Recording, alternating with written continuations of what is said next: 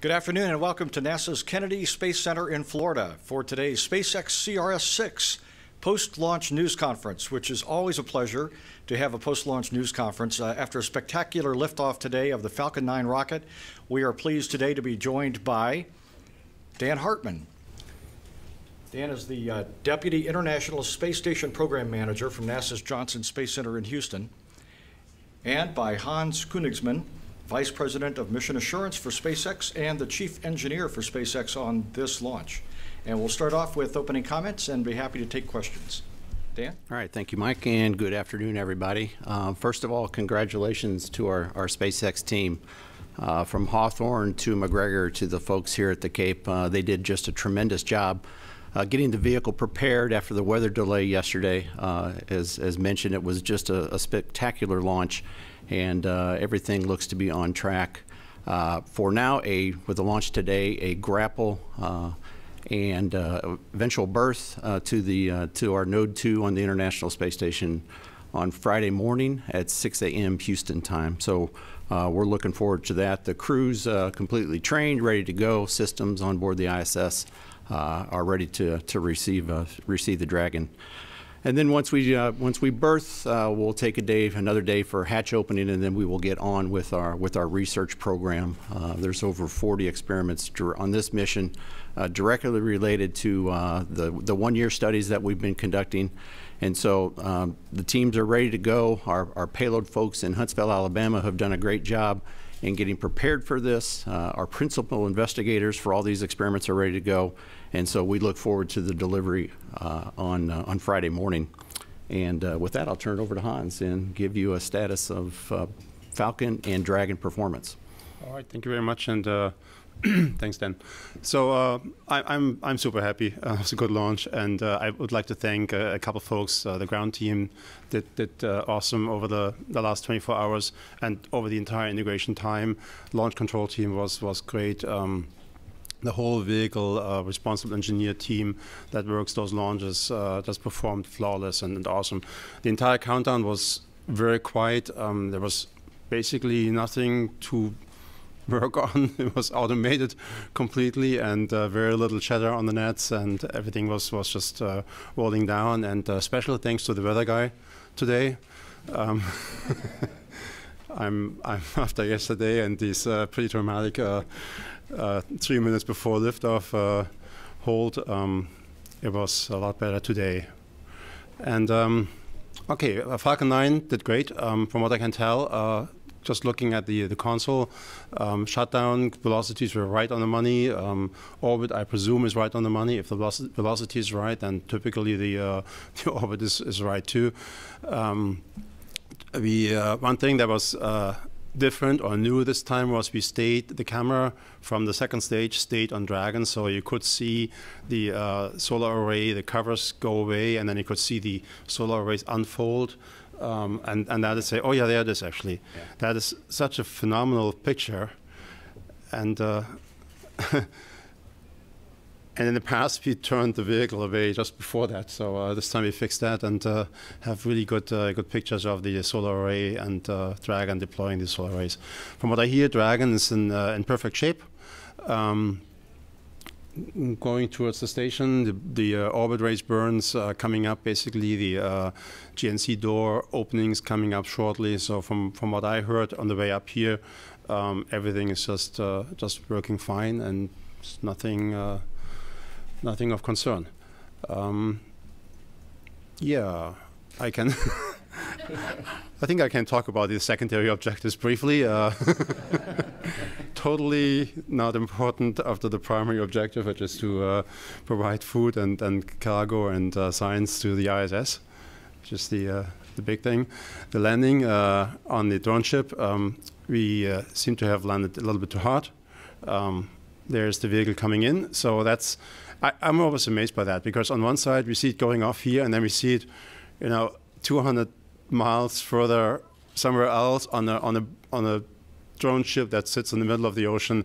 We see it coming down. So it came down, and it landed apparently a little bit too hard. I saw 2 frames basically, and then that was the end of it. So we're still looking at data. We need to analyze what happened. Looking at the data itself quickly, I heard that everything seemed to be fine, so it's not quite clear what happened, but it's certainly needs more work in the next couple of missions. Which, by the way, the next attempt would be then on CRS-7. Other than that, that was pretty much all I had. All right, thank you, Hans. We'll be happy to take questions now. Please wait for the microphone, state your name and affiliation, and to whom you're addressing the question. And we'll begin with Marcia Dunn. Marcia Dunn, Associated Press, regarding the secondary mission. Do you think you'll be able to recover any of the booster? Have you heard whether there is anything left to be gotten? There's a crew boat, but it's standing away from the drone ship for safety.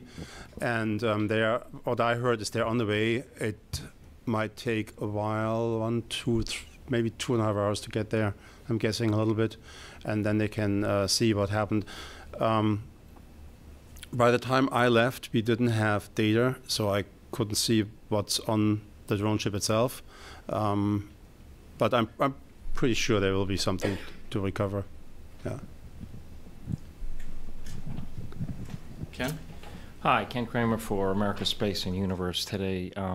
For Dan, talk a little bit first about what a relief it is that this is successful. You have a single string only to orbit, so that's got to be a great relief. Talk about that. And the second thing is, you talked a little bit about, I'd like you to talk a little bit about the future missions. You already talked about the docking adapters on SpaceX 7. Tell us a little bit else what's going on SpaceX 7. As well as, I think the beam is going up on the SpaceX 8. Talk about what's coming up the rest of the year on these SpaceX flights. Thank you. Sure. Let's see, the first part of the question, single string. You know, we are single string until we get our orbital team back and flying in the November time period. You know, we do have the HTV vehicle. We just did have an ATV vehicle come and go. And so, you know, single string in the commercial side, yes, but we do have other ways to get cargo to orbit. We do at times share and get some cargo up on Progress vehicles. And so there's multiple ways to get cargo up, but it is certainly nice to get these behind us with 2,000 kilograms of cargo going up.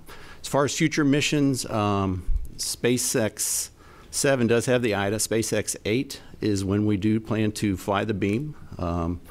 That is, I want to say, in the September time period. We are working with the Bigelow folks now on how we're going to deploy the module on Node 3 aft when it gets there.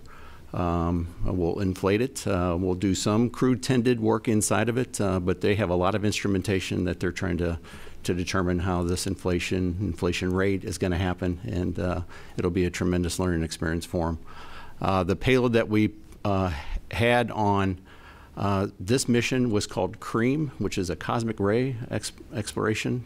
That will be get back into the fold to go fly. There's some, I want to say, stratospheric gaseous experiment called the SAGE. I'm trying to remember what the acronym stands for. That will go up here in the next few missions as well. We have a MUSES payload that's a commercial endeavor.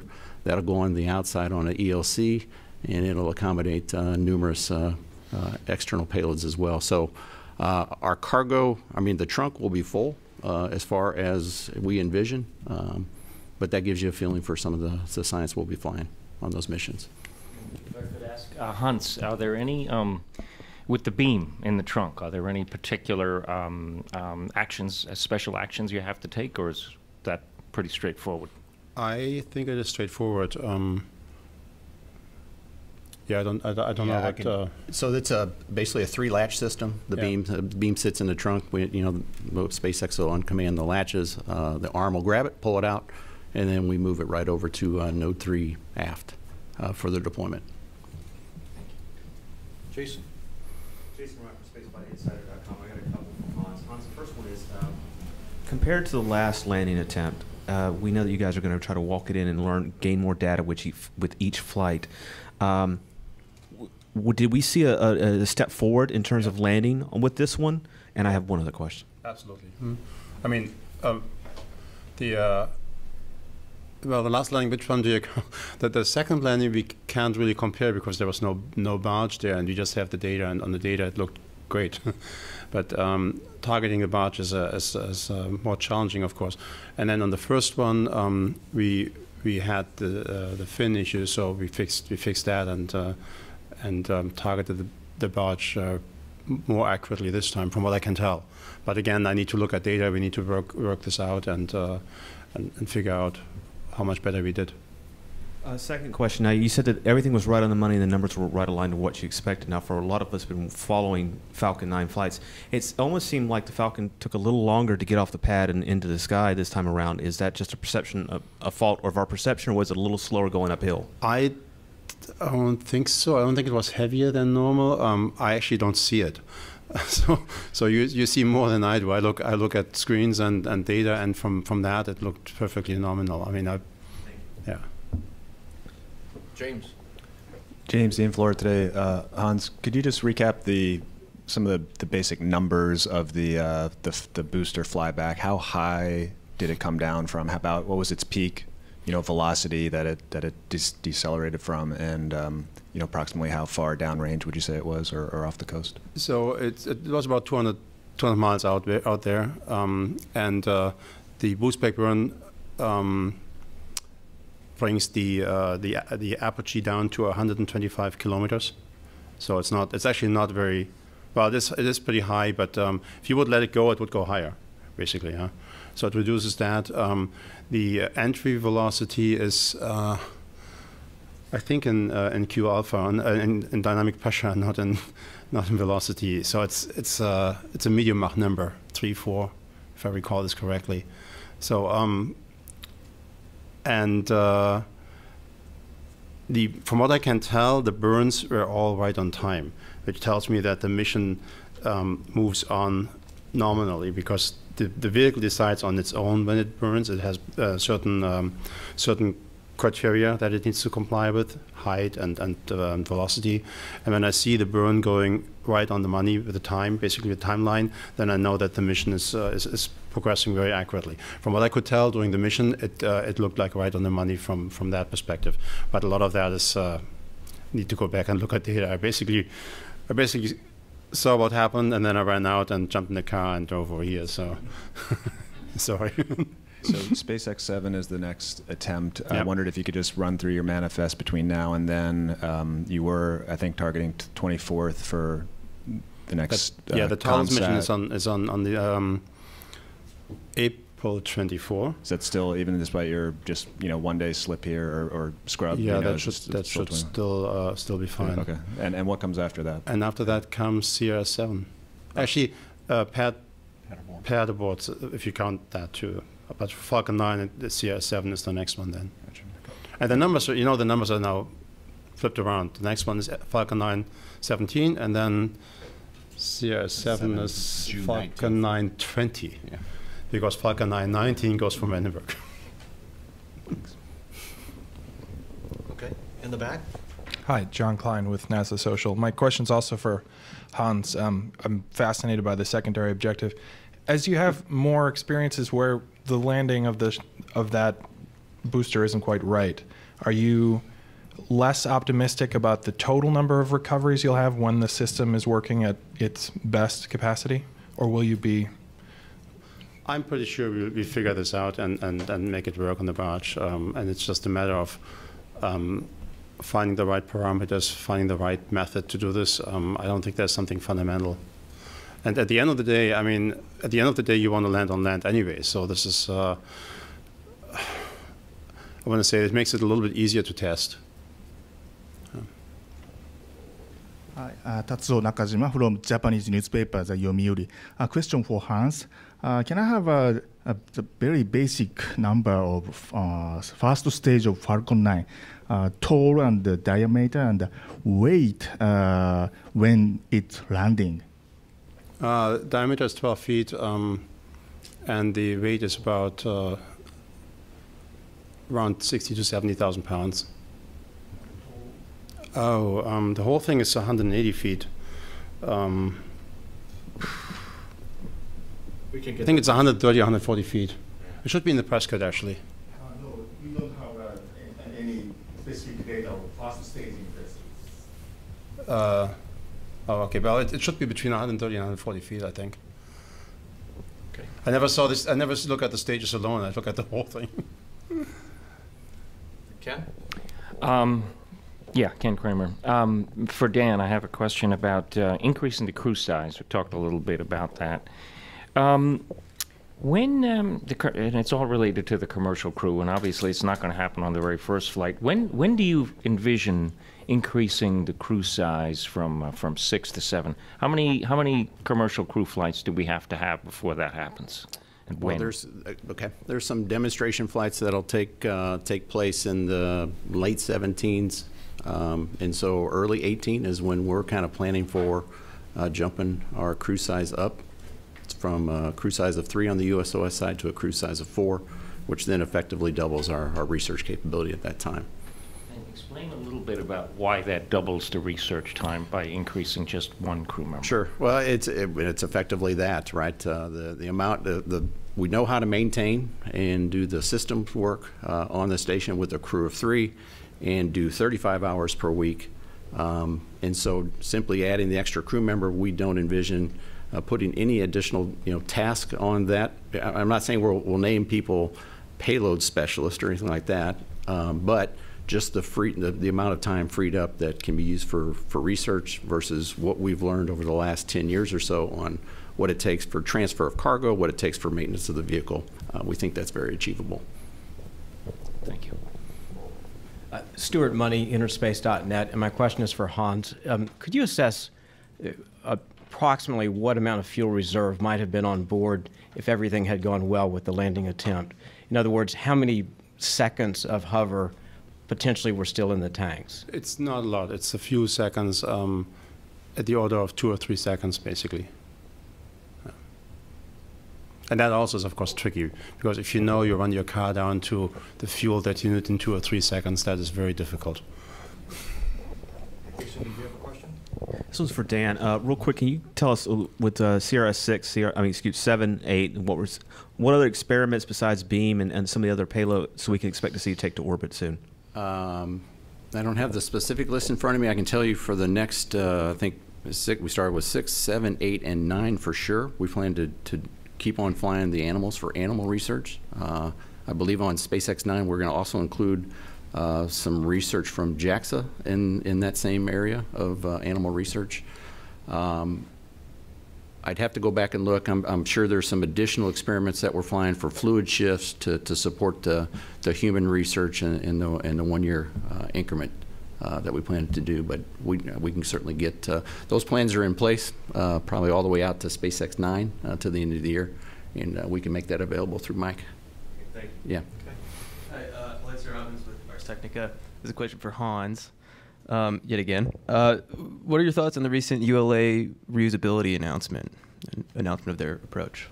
I mean, this is me personally, it's basically, and I think there's some development work they need to do, and they need to go through this, and then we see how it works. I don't know, I mean, I just think it's a different approach.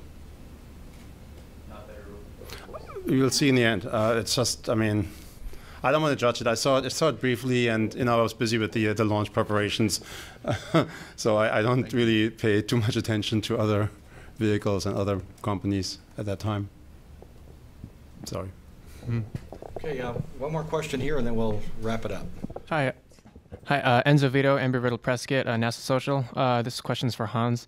Are there any plans to reuse the Dragon capsule on multiple CRS missions? Is there any research doing on that right now? Well, there's we look into, can we use component, can we use parts of the Dragon capsule, and we talked about this during the pre-launch conference too. It's basically work in progress at this point in time, and in the long run, yes, that is the goal. Okay, that's we're going to call it a wrap after a very successful day and the Dragon spacecraft on its way to the International Space Station. We will look forward to NASA television coverage of Grapple and berthing on Friday. The NASA television coverage will begin at 5 a.m. with Grapple expected around 7 a.m. Thank you very much for coming. Between now and then, please feel free to keep up with all the accomplishments of the mission by going to www.nasa.gov/SpaceX or www.nasa.gov/station. And we will close with a replay of today's fabulous launch. Thank you for coming.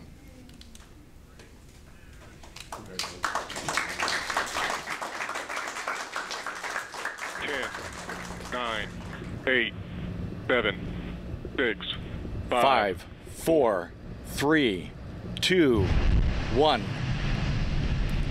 And liftoff. The Falcon soars from its perch toward the International Space Station, carrying Dragon and new science for the one-year crew.